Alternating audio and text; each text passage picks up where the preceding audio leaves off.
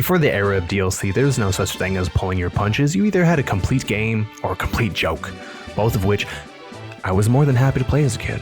Time to unleash the Articulator. But when it comes to Pokemon games, till this day, there's still no title more complete in my eyes than Pokémon Stadium 2, baby! Pokémon Stadium 2. Something that needs to be understood about Pokémon Stadium 2 is that it takes place during the second generation of Pokemon. And the second generation of Pokemon was meant to be its last.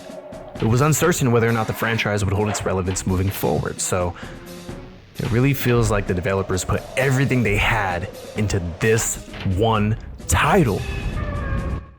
On the surface, it was marketed as a battle simulator that you and your friends could use to experience Pokemon battles for the first time in 3D. Personally, I enjoyed this game with my siblings, and even though me and my little sister weren't on my brother's level of experience, this game offered something that further iterations would fail to replicate: accessibility! As much as I enjoyed getting lost in the Viridian Forest and caves during my first playthrough of Yellow, I was 4. So I could barely read, and it was really easy to feel stuck and drop the game. Pokemon Stadium didn't need you to read though. It didn't even need you to have Pokemon.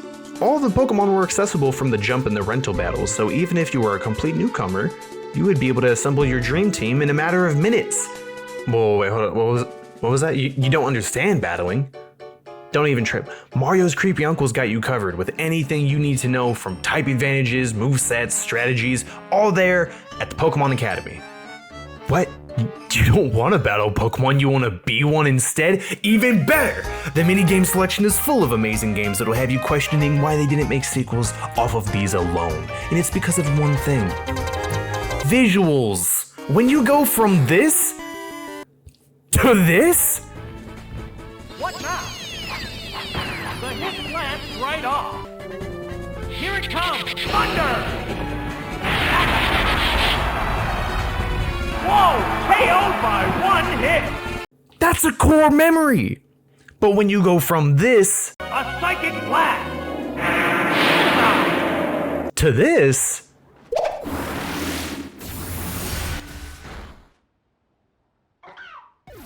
that's a problem, because the animations brought them to life, and that's why the show was as big as it was. Animations help you immerse yourself in their reality, but even if it didn't, there is definitely one man who did. Oh, what's this? There it goes! Yow! A heavy blow sets the pace! Oh no! It's fainted just like that! Sparks are flying from both competitors. It's building up power for its next attack. Will this do it? Ah! That attack just bounced off. The combatants face each other. Look at that power! It's not very effective. Try that surf! Drill the weakness! On top of an already immaculate soundtrack, we have the living legend Ted Lewis here to either make you feel like you made the worst mistake of your career. This battle has become one-sided. The awestruck crowd may even have tears in their eyes. Or the best decision of your life. Oh, that Pokémon was handled easily. I'm not asking you to side with me, but what I am asking is, did your Pokemon faint? Or did he straight up die? Did you want to go to your room? Or do you want to be a master Pokemon? Because everyone knows, if you want to be the best, you gotta beat the best. And I'm not fooling when I say some of the most difficult battles I've ever had were in this game alone. It was mainly in part to some of the rentals having weird movesets, but this can be remedied by the inclusion of the transfer pack. You didn't even need a Game Boy actually, you could use the Game Boy Tower that was built into the game. And it could all be played at ×2 to ×3 speed. Trust me, I could go off about all of these great Game Boy features that were well ahead of their time, but the one that needs to be talked about is the lab. The lab is the original Pokemon bank. You move all your Pokemon from game to game, and you would do it all for free. And the beauty of all of this is the fact that, over time, the Game Boy cartridges, the batteries inside of them, they die. And when they die, you lose the save files. And you lose the save files, you lose the Pokemon. So you don't want to lose the Pokemon, so you put them in the lab, until you get a new battery or you get a new cartridge or whatever the case, and the memories live on.